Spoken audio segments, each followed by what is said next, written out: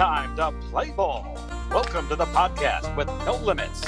Whether it be sports, current events, or random thoughts, this is the place to step in and stay a while. Your host is a proud alumnus of Rio Hondo Prep, a former minor league baseball umpire, and a man with strong opinions. Welcome to the Get Home Safe podcast and your host, Matt Hersema.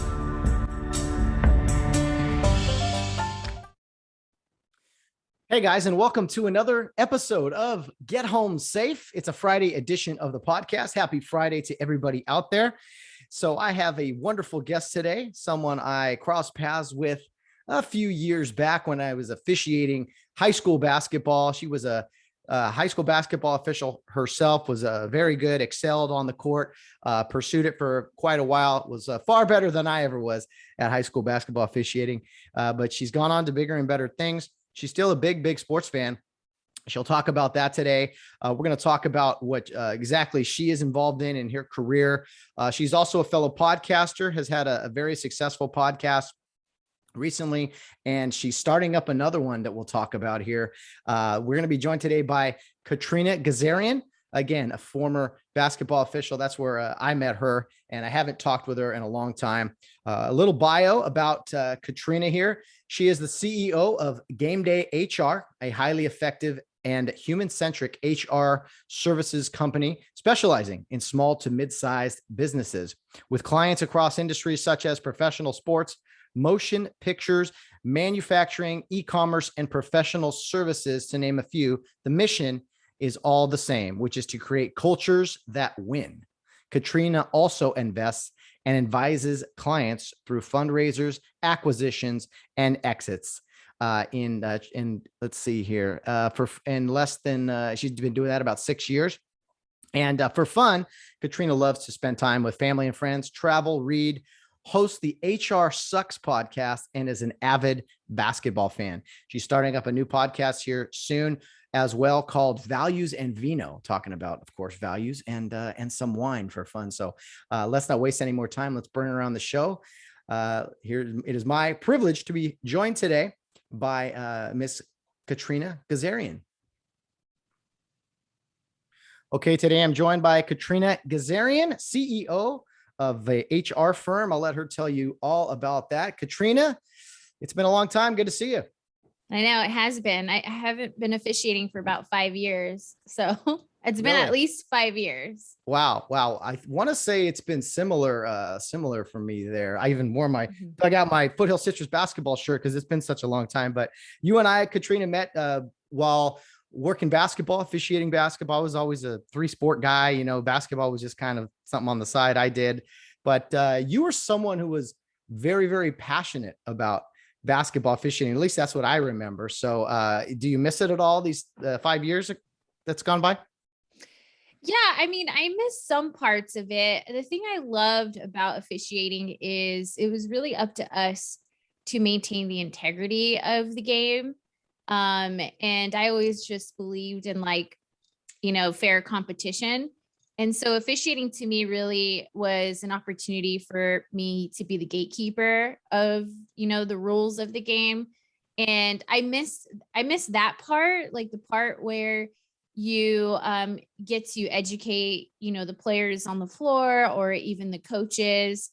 I miss being a part of the game to a certain extent, but there are some parts I really don't miss, to be honest. I totally know what you mean. It's not all fairy tale ending there in officiating. I did it a long time, and I'll say this, and you're a very, business professional now and very successful in everything you're doing. I think that it would be good for a lot of people to experience being an official in a sport. I think it would help them grow. It would shape kind of their outlook on things a little bit better and prepare them really for anything they eventually pursued in life. 100%.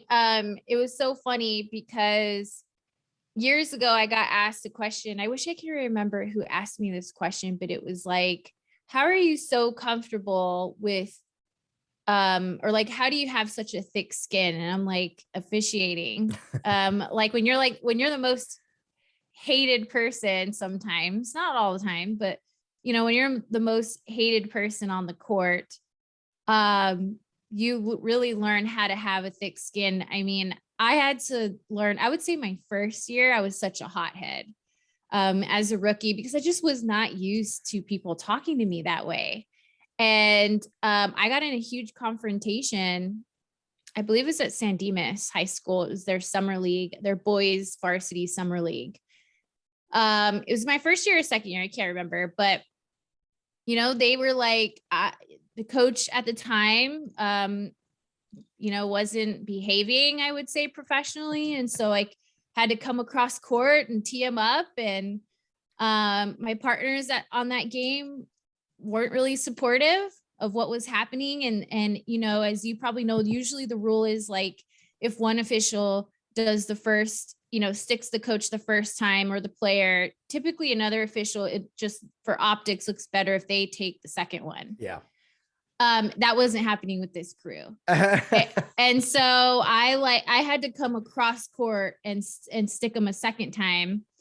And so there was just like a parent in the stands who, like a mom or, I don't know who she was, to be honest. And she was just yelling at me, and I had just had it. I was really bothered by the coach, and the players were actually fine. And my partners, and I just remember she just kept barking at me, and I like pulled off my uniform and I told her, like, when your fat ass can fit into this jersey and run up and down the court, I don't want to hear it. And I just like, that was it. And I felt really bad for doing that, to be honest. Like it was not a proud moment for me. It was more of an eye opener of like, why would I, like, for me to say that to them means I don't really respect like where their advice is coming from anyway. So why would I let somebody have such an emotional like reaction on, you know what I mean? Like, why would I give someone that kind of an emotional reaction? Yeah. But I mean, it's funny to look back at now, but I was pissed. Of course. And do you remember how old you were at the time? I mean, I was an adult. Yeah, of course. I can't remember if I had my daughter or not. I mean, 25, 26. Okay. So yeah, mid 20s. I mean, we're adults at that time. We're still kind of learning that, okay, people aren't necessarily nice out there, and they're going to yell at you just for wearing the stripes. So, and you said it was your first year or early on, right? It was, yeah. I did my rookie year. I had Katie, so I missed a lot of the second season. It might have been like my first summer, what I mean? Like my first summer. I went to camps that summer, and I got hired actually into college that first summer that I did a camp tour. So it was then, which means, because I was so active in going to camps, our unit, I think they felt comfortable putting me on the boys varsity games, which you don't typically see for a second year ref. You don't usually get those bigger varsity games. But they put me there, and I was like, shouldn't have put me there because I was just having such a difficult, it was a challenging time for me. Well, I'll say this about officiating, especially basketball, is you can do everything you're supposed to do. You can, the uniform looks good, that you carry yourself the right way, you're crisp and everything.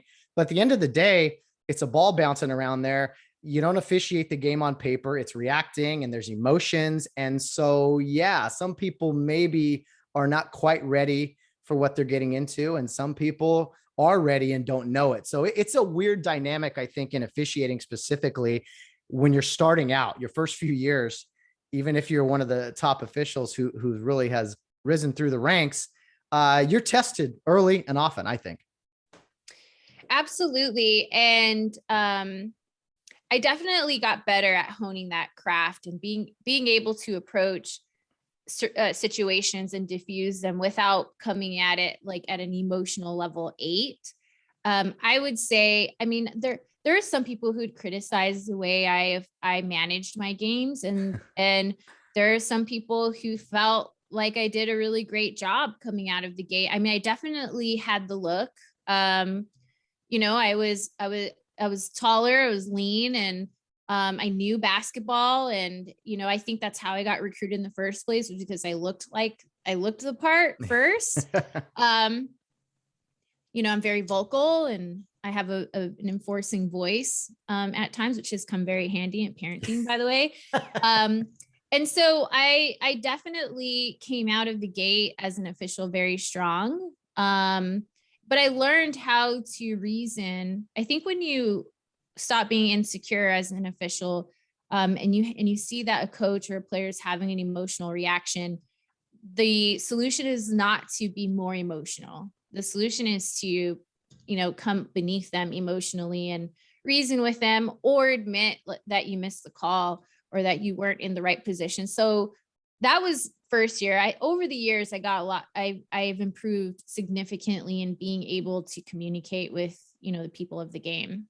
Yeah, no, it's again, back to the kind of original point. I think the lessons you learn about yourself, even in officiating, you learn how to manage people, how to have some people skills, and just how to little things like be able to have a conversation with another person. Like there are officials out there, they don't look a coach in the eye. They're timid. They barely talk. It's like, wait a minute. Okay, let's work on it's just it's another person. It's another human being.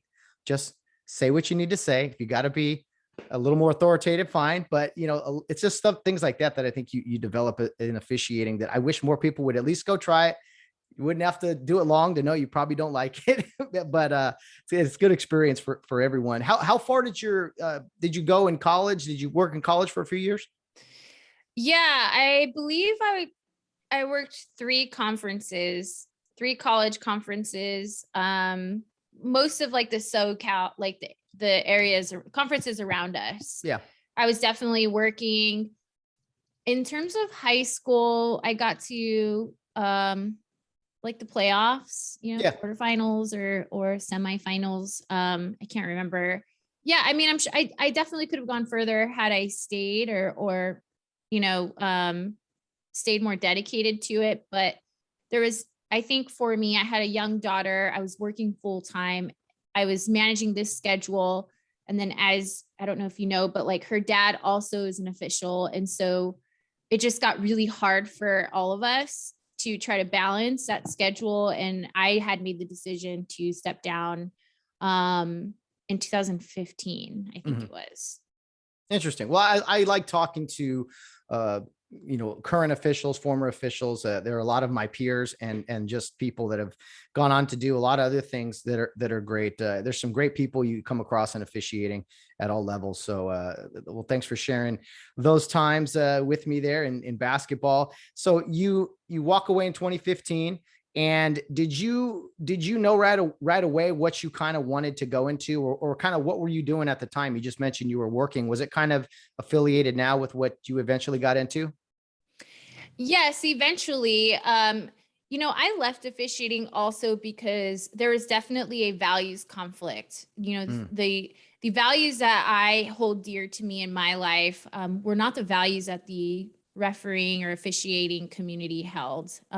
From a larger standpoint, of course, there are amazing people and amazing officials who are good people. But the industry as a whole, I had a huge problem with. I mean, like just to give you an example, and I don't know if things have changed since then or not, but as a female, like we were told not to look as like female. And it would, yeah, like we couldn't wear nail polish. When we went to camps, we had to wear like those long shorts, like Bermuda shorts, and it just seemed, like they didn't want us.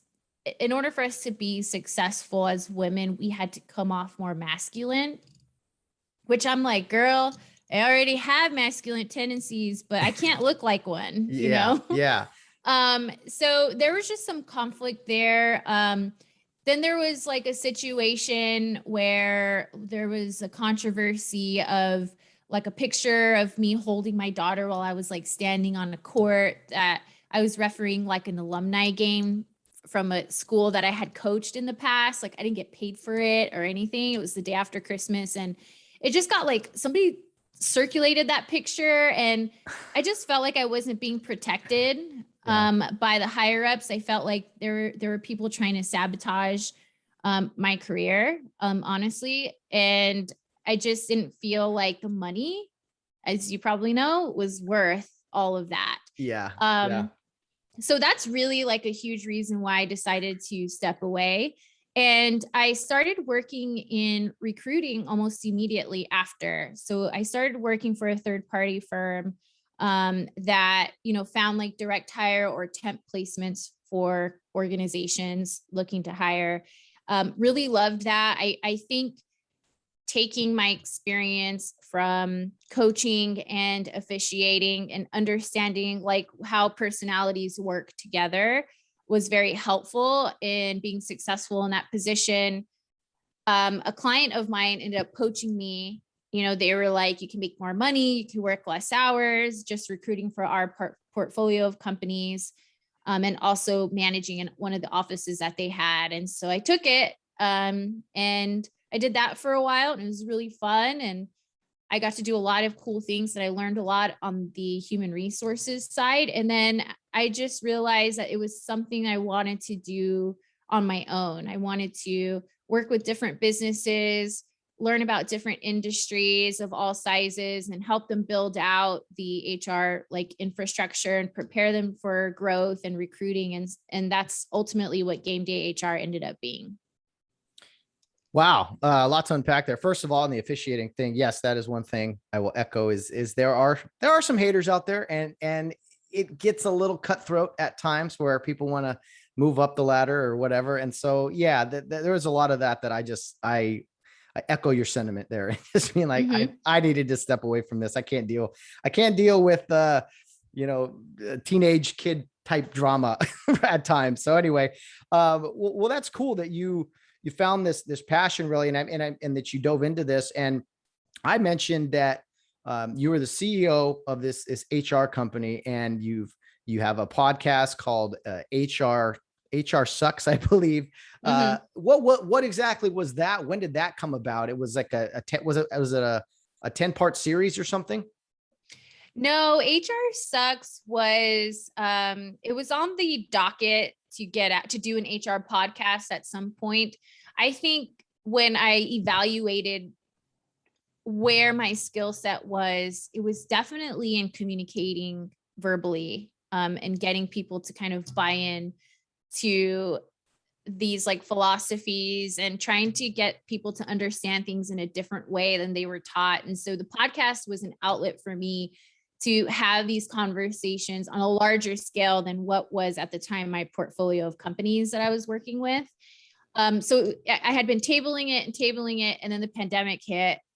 I was bored. I wasn't traveling anymore. I wasn't driving to see clients anymore. And I had this extra time.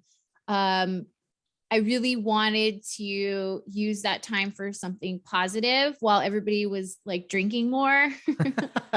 I actually really grounded myself in exercising and making these little videos. It kind of started as these little videos called HR Quickies. And they're really just these casual, like not high production quality video. It's literally my iPhone. My hair is like a disaster or whatever. It's just like how I looked every day. And I just created these little fun videos, and people loved them. It was just a different way to talk about HR than historically it had been very sterile to talk about HR, or like hoity toity.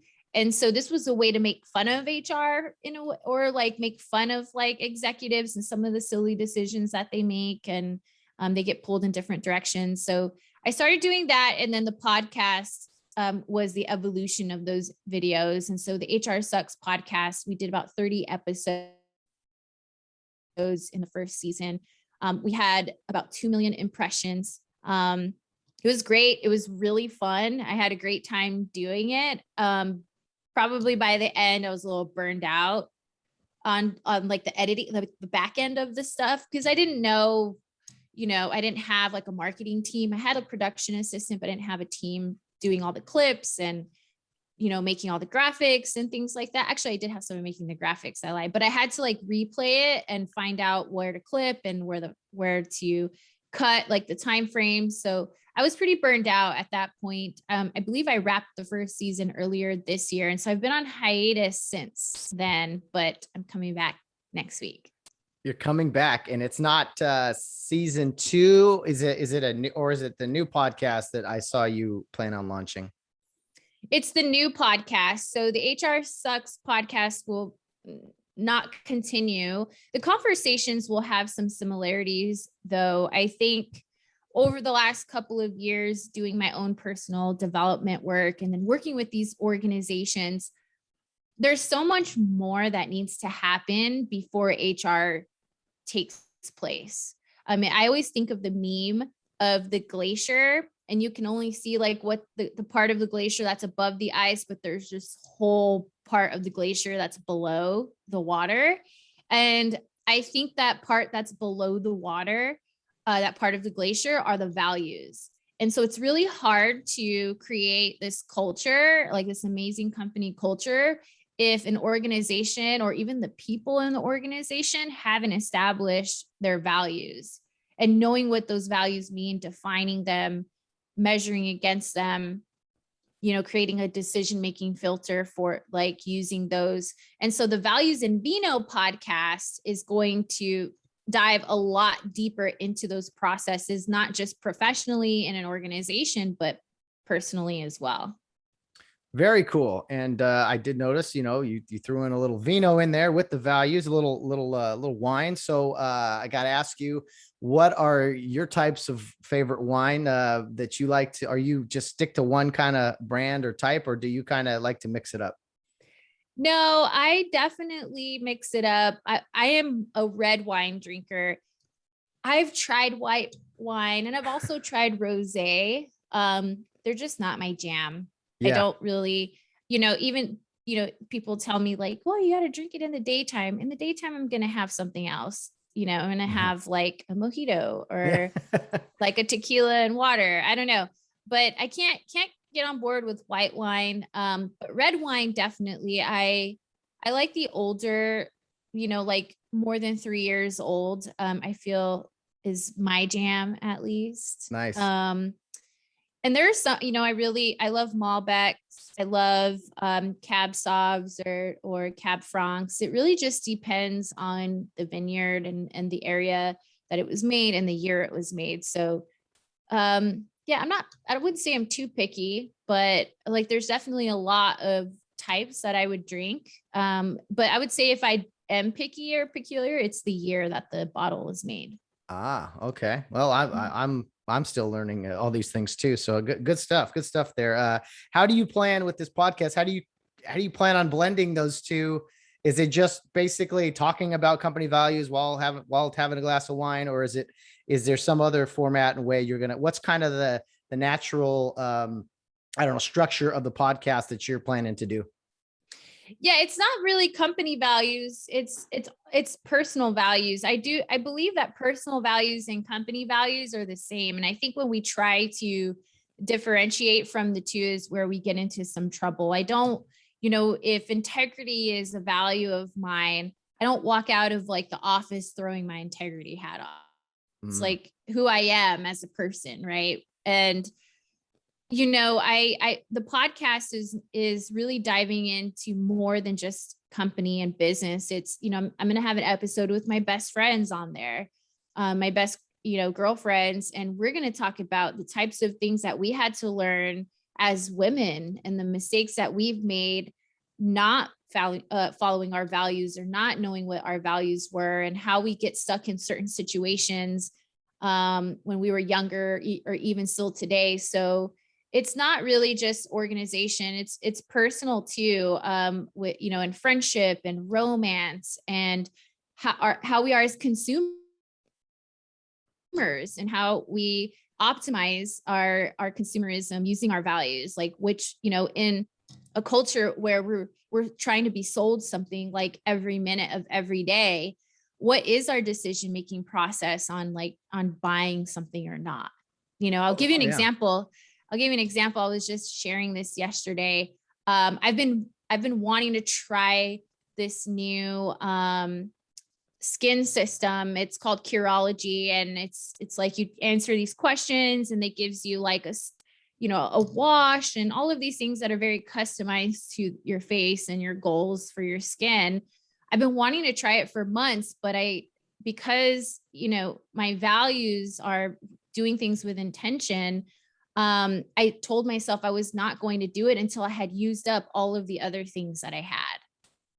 And so I finally finished like all the face washes I had and all the moisturizers I had. And so now I can go and purchase this new thing, because that's a value of mine, is, sustainability and intention. I don't want to accumulate this stuff like in my home and just going from one thing to the next because Instagram told me to try it out, and so Yeah. so it's, values, it's so much more than just company. It's like it's like how we act every day and how we're making decisions day to day all over, like every aspect of our life.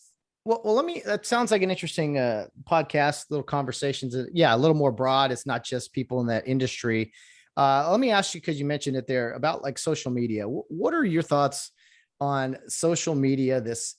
To me, it's like, it's not real life always. It's like people want to promote kind of who they are, and that can be a good thing. But I think sometimes you have this like false self-promotion, or like, maybe doing things on social media that employers, if they see somewhere down, they'd be like, I don't know about this person. So what are your general thoughts on just social media, I guess? It really depends on what your goal is for using social media. And I think that's important to define first. So if your goal is just to share pictures of your family and your friends and things like that, then you obviously use it to that extent. If your goal is to use it for business purposes, you use it to that extent. It just really depends on what your goals are in using it. Personally, earlier this year, I just decided that I didn't want to contribute to this culture of like only highlighting my life and look at me and look at my amazing life and look how much money I make and look at my nice things. And I didn't want to contribute to that. Not that those things aren't true, not that I don't have a great life. But I just didn't want to contribute to this culture of only that, and only talking about all of the good things that life is and not really talking about some of the challenges that I'm having. And so for me personally, I chose not to put pictures of personal people, like people who are in my life personally. And so I went in and I actually took down all the pictures of my daughter. And then it kind of got like weird about, I don't have a huge following, but the podcast definitely helped increase that following, and it's a public page. And I just like got weird because I was looking at my stories, and there's just like a lot of people that consistently look at my stories, and I'm grateful that they care so much about my life, but also it kind of gave me the heebie-jeebies. Yeah. That I was like, I don't know any of these people, and so I just chose, I started really thinking about it, and it was like,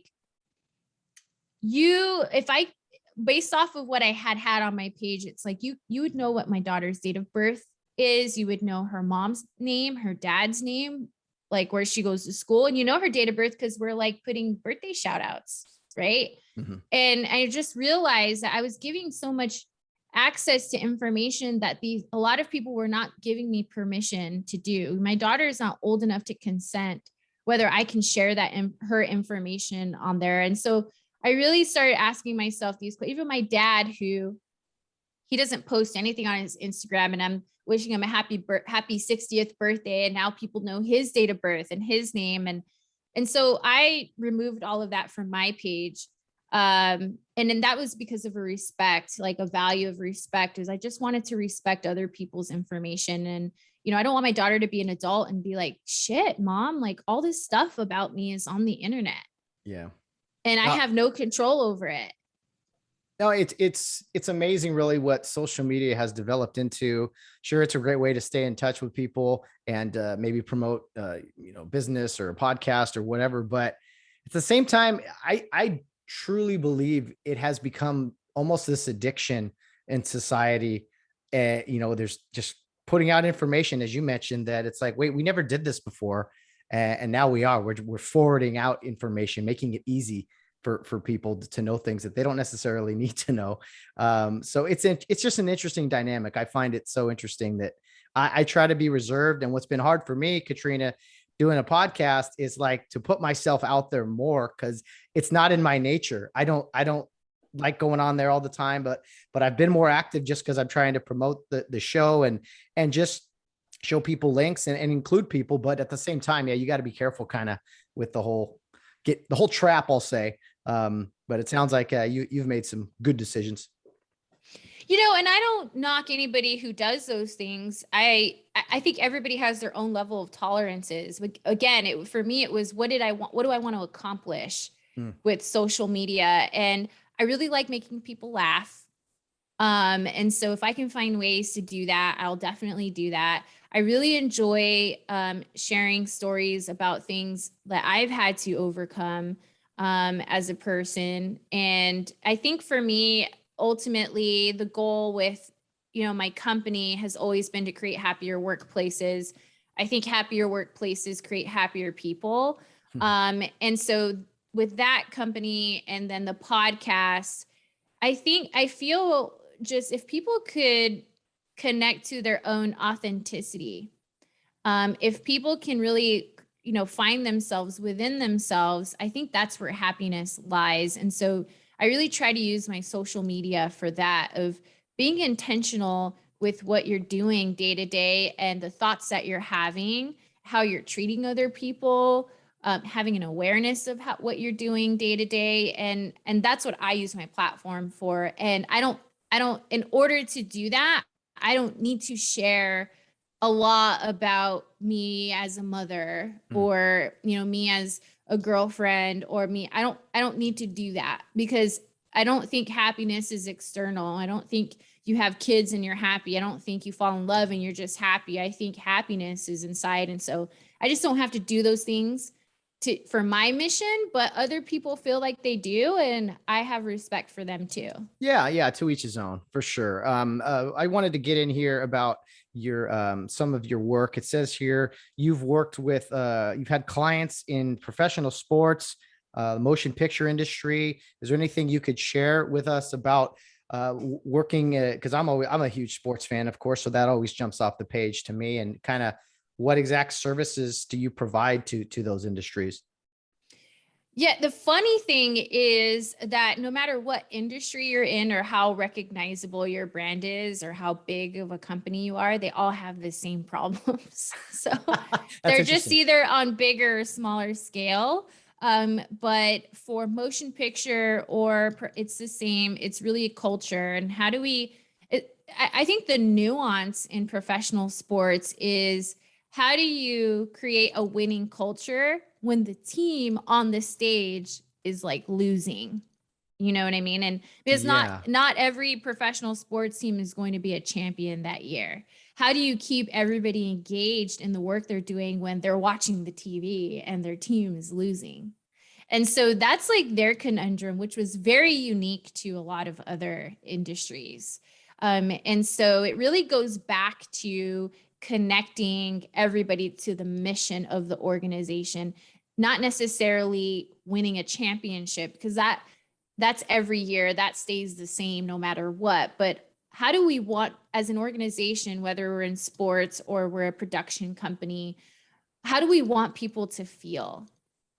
What is our legacy as a sports team? What is our legacy as a production company? And it goes much further than winning a championship. It's how did we create championship people across all of the departments, whether you're on the field, on the court, you're in the accounting department, you're in the sales department. Like, how do we create this championship culture year after year after year after year? And so that's what we help. We really go in, we benchmark the data that they have. So we ask employees how they're feeling. Basically, it's a survey that we launch. And there's different areas that we cover, from retention to how they feel about leadership to how they feel about themselves. How do they feel about comp and benefits, and what types of things would they like to see? What types of things are they seeing but don't really care much about? So we do this huge climate survey launch. We take all that data, we calculate, which things are considered attractors and which things are considered detractors. And we benchmark it. So we determine what the engagement rate is in that organization. We put initiatives around that engagement. And then we retest it after 6 months to see if the engagement has increased based off of those initiatives. And throughout the entire time, the entire company knows what the results of that survey was, like where the strengths were, where the areas of improvement was. So there's radical transparency at all levels, from top trickling down to entry level. And that's essentially what we do with almost every business that we work with. But do you ever run into people or groups? I mean, when you work with, you have this positive vibe, right? And so for a lot of people, some people out there, I know I like analogies. I like a certain attitude towards things, but do you ever run into people that are just like, okay, these are just little fancy catchphrases. They don't really mean anything. I mean, that are not as receptive, I guess, to what you guys provide. Oh, 100%. Yeah. And all I could do is just show them data, right? I'm not here to tell them, here's what we need to do because I feel like this is what should be done. Here's what we need to do because the data says that this is what we should be doing. And so if they can't get on board after seeing it in plain sight, we have a values misalignment. Like what they're trying to accomplish is like, it may sound nice to them. Like, yeah, we want to have a great culture, but maybe they don't even know what that means. Maybe to them, a great culture is just, really high profit margins. And so they have to go back and define what it is a great culture means. And, at this point, I would say I struggled more at the beginning, where they were like, yeah, we want to do all these things and come in and do them. And then we would start doing them. And then it just became not a priority for them. And so we're just waiting around like month after month. And so now we collect 50% of the project fee upfront, because it's like, you already paid for it. You might as well do it. And this is how we know you're serious about it. Sure. And so I've had to make adjustments over the years and figuring that out. I think when you first start a business, you're like, I'll take anything.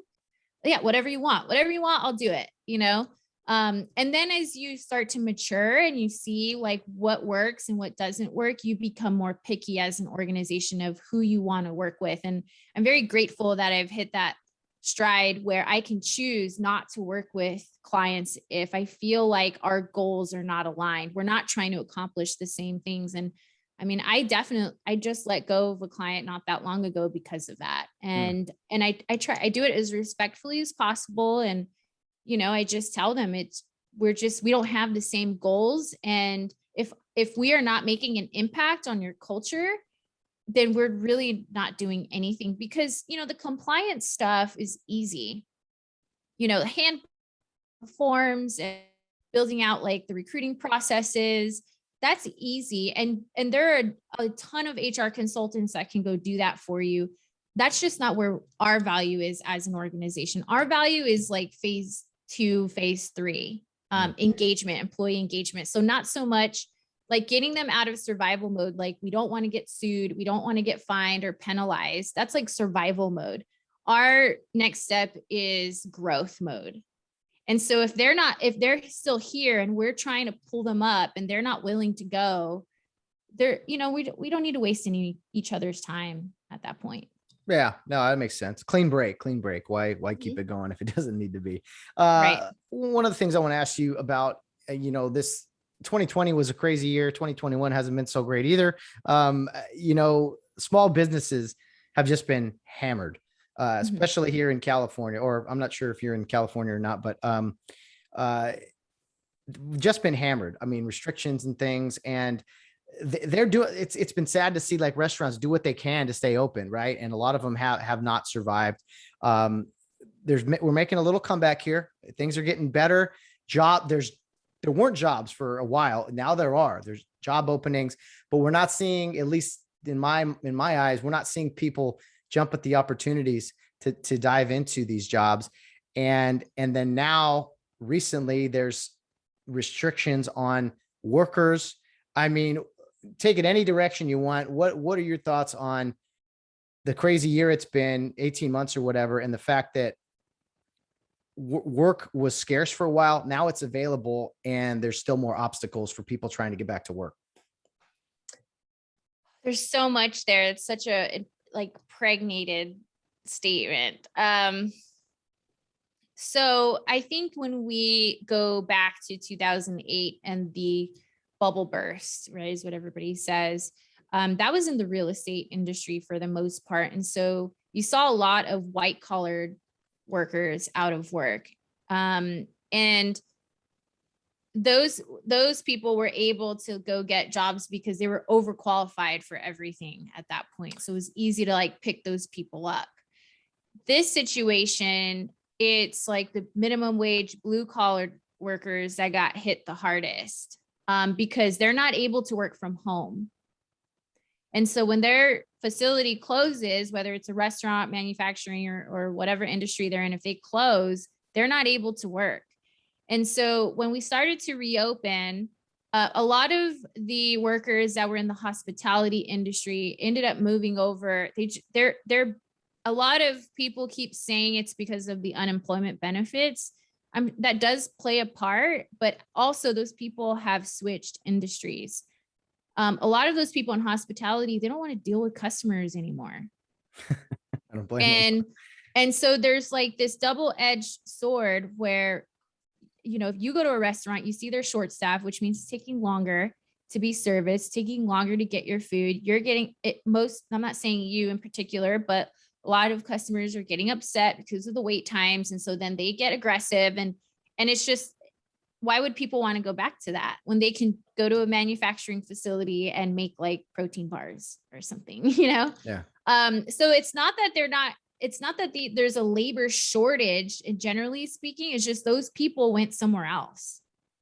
And so if you couple that with, you know, these mandates that these businesses have to follow, you know, more recently, they put out that, or the administration said that any employer with over, 100 employees have to mandate a vaccine.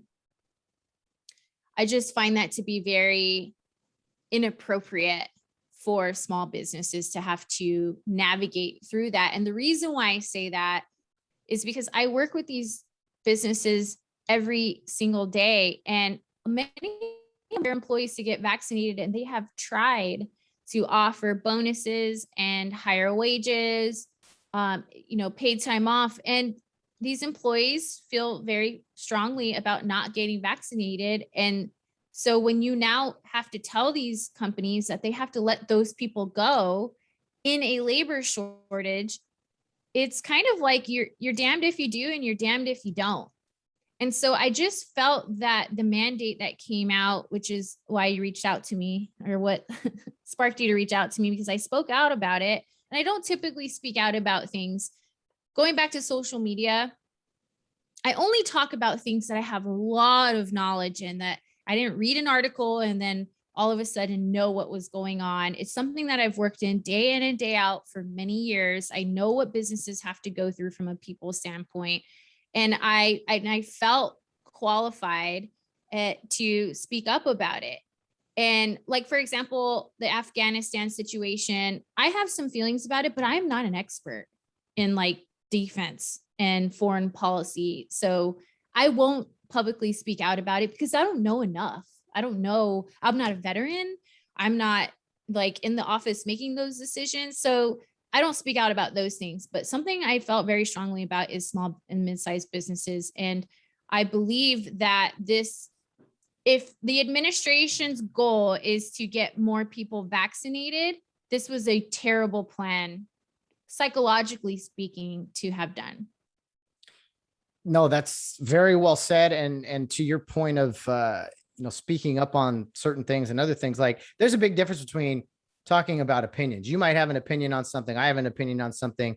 that we don't even know that much about. It's just an opinion. It's it's whatever. But when you feel strongly about something because you've seen firsthand, you have actual experience or data with employers and employees in this regard, that is, you are more willing to speak out about it. And I feel, Katrina, like what people are missing from this whole thing is that I think people are going to lose their jobs. And there's probably people out there who are like, well, you chose to lose your job or whatever, but that's not going to fix anything. Those jobs are now going to be vacant. There's going to be at high positions too. I mean, medical field, police officers, wherever, I mean, any line of work. And so I do think it's a bad situation. And especially for those small businesses that are, again, just trying to stay afloat at this moment in time. Right. I mean, if I'm being honest with you, there are going to be a lot of companies that will not comply. And so this is where I talk about you're damned if you do and you're damned if you don't, because if you wanted to comply, you have to let those people go. Those people are going to go find jobs with organizations that are very open about not complying, right? They're like, find me, blah, blah, blah, we'll do whatever. And so you're damned if you do. And then for those organizations that are like, I just can't do that. I can't let people go because, they're choosing not to be vaccinated. Then they have, they're at risk of facing like fines and penalties and things like that. So, I was asked on Instagram, like, well, what do you think the plan, like what would have been a better plan? And just from like a high level, they probably should have started with like Fortune 500 companies just to see, like, would it increase vaccinations? Again, yeah, I like that. I think some people misinterpreted my post to say we shouldn't get like that I was anti-vaccination, even though I clearly stated that I was not anti-vaccination. I got vaccinated. What I was saying was if the goal was to increase vaccinations, this was not it. And because of that, small and mid-sized businesses would suffer. Why not start with Fortune 500 companies or companies with 500 employees or more? Test it out on them who have the cash flow. They can afford like a labor shortage for every, all the candidate or all the employees that end up being let go for not getting vaccinated. They have the resources to bring people who are vaccinated in. Like, why not try it out on them? See if there is going to be an increase in vaccinations and then say, look, this plan worked at this level. So maybe we'll bring down the threshold and go from there. Again, I am not in there like making these decisions, but I just felt like, why did they go so low, like in the threshold? Why did they go as low as 100 employees? And a lot of people think that that's a lot of employees. But when you look at King Taco that has 3 locations, that's 100 employees. Wow. So I don't know about you, but like, if I can't get my carne asada burrito because, that person wasn't vaccinated and I was vaccinated, which means like, according to the data that they're putting out, I should be fine. It just doesn't make any sense. It just doesn't, I just didn't think that was fair. It wasn't a fair plan. And all it does is it widens this like wealth gap. Yeah. I think people are going to lose their jobs, be out of work, and then those running the businesses are going to suffer again. So that's my take on it. I read what you said. I thought it was so well said. Not a political statement by any means. You were very clear in everything you said. And I was like, okay, this makes a lot of sense to me. But we're all going to have to make decisions down the road with our employers, what they're going to do, what we're going to do. It's tough for all of us, but just a crazy time we live in. So, Katrina, I know you got to go. I know you're up against the time frame here, but I really appreciate you coming on here and talking with me about your line of work and your takes there on the recent mandate. And of course, talking a little bit of basketball as well. Always. Thank you for having me. I really appreciate it, Matt. Hey, good luck with everything. And guys, check out the Values and Vino podcast that's coming out here in mid-September, right? Yes. And you can follow me on Instagram at Kat Gazarian. or you can add me on LinkedIn. I'm pretty active, probably more active on LinkedIn than I am on Instagram. Just search my name, Katrina Gazarian. I'm the only one. So yeah, just be on the lookout for that. Sounds great. Good luck with everything. Great to see you, and take care. You too. Bye. Well, thank you very much, Katrina Gazarian, for joining me today on the Get Home Safe podcast. A lot of fun. Hopefully you guys learned a little bit about HR and CS basketball officials or former basketball officials. We're not so bad. We're just people living our lives and trying to educate the people on the business that we're in now. I don't really have much of a business. I just do this podcast for fun, but Katarina, I almost made that mistake before. Katrina is doing great things, and wish her nothing but the best. Be sure to check out her podcast, Values in Vino, upcoming, and follow her on Instagram and see what she's up to. She's always posting some pretty good stuff that can motivate you and educate you one way or another. So that will wrap up today's episode of the Get Home Safe podcast. Rather shorter one today. That's nothing wrong with that. Hope everyone has a wonderful weekend, and we'll be back on Monday for more episodes, Monday, Wednesday, and Friday, as always. But guys, until then, as always, no matter what you're doing, whether you're out on the town or around in third base, get home safe.